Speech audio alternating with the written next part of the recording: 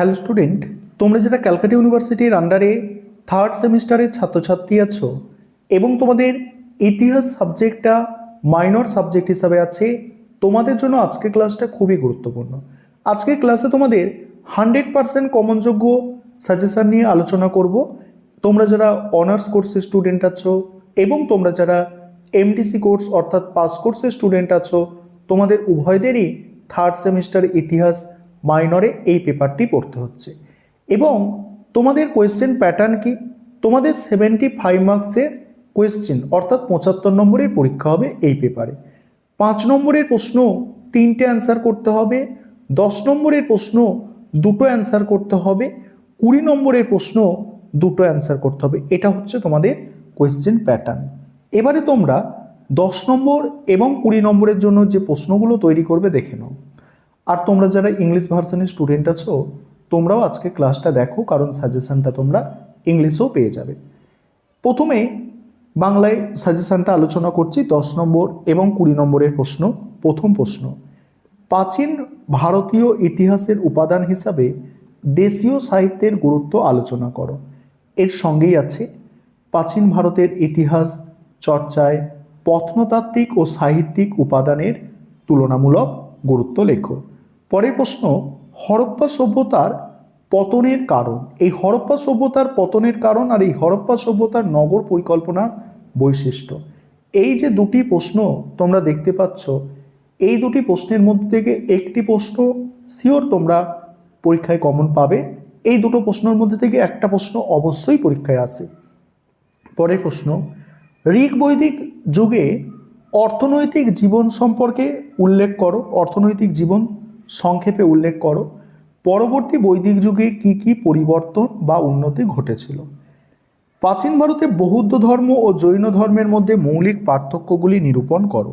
Next আছে, প্রাপ্ত উপাদানের ভিত্তিতে ভারতীয় উপমহাদেশে শিকারীজীবী ও খাদ্য সংগ্রাহক থেকে খাদ্য উৎপাদকের ভূমিকার রূপান্তর বিশ্লেষণ করো।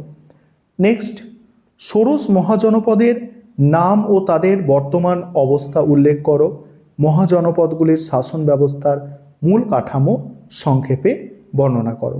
বা প্রশ্নটা ঘুরিয়ে আসতে পারে, ষোড়শ মহাজনপদ সম্পর্কে টিকা লেখো। তারপরে দেখো, মগধ সাম্রাজ্যের উত্থানের কারণ। নেক্সট, সঙ্গম সাহিত্য সম্পর্কে আলোচনা। দক্ষিণ ভারতের সংস্কৃতির ওপর আদি সঙ্গম সাহিত্যের কি আলোকপাত করে।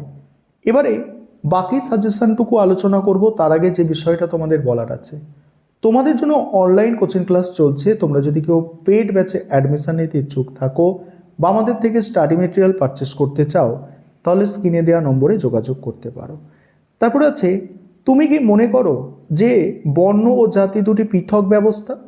নেক্সট, প্রাচীন ভারতের ইতিহাস পুনর্নির্মাণে লেখমালার গুরুত্ব আলোচনা করো। নেক্সট প্রশ্ন, খ্রিস্টীয় ষষ্ঠ শতকে ভারতের প্রতিবাদী ধর্ম আন্দোলনগুলির সাফল্যের কারণ নির্দেশ করো।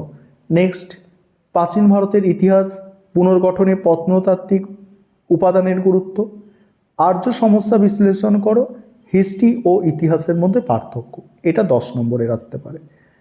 তারপরে 5 নম্বরের যে প্রশ্নগুলো তোমরা তৈরি করবে দেখে নাও। দেখো, প্রথম প্রশ্ন, প্রাচীন ভারতের ইতিহাস পুনর্গঠনে মুদ্রার গুরুত্ব।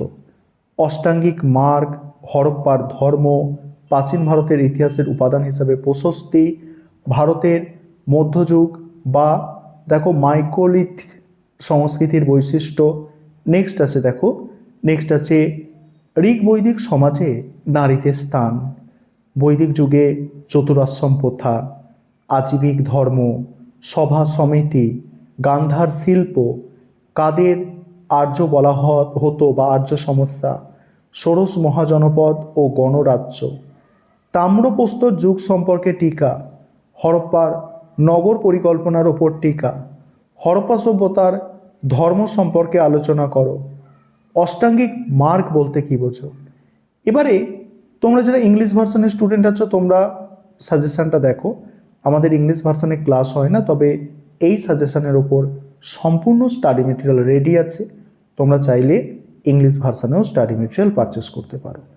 এবং আমাদের স্টাডি মেটেরিয়ালের কোয়ালিটি তোমরা জানো, A1 কোয়ালিটি একদম পাবে তোমরা। এবং তোমরা কলেজে অনেকের মুখেই শুনবে যে সেমিস্টার পরীক্ষায় ভালো নম্বর মানে ভাস্কর স্যারের সাজেশন অবশ্যই তোমাদের ফলো করতে হবে এবং তার সঙ্গে উন্নত মানের নোটস।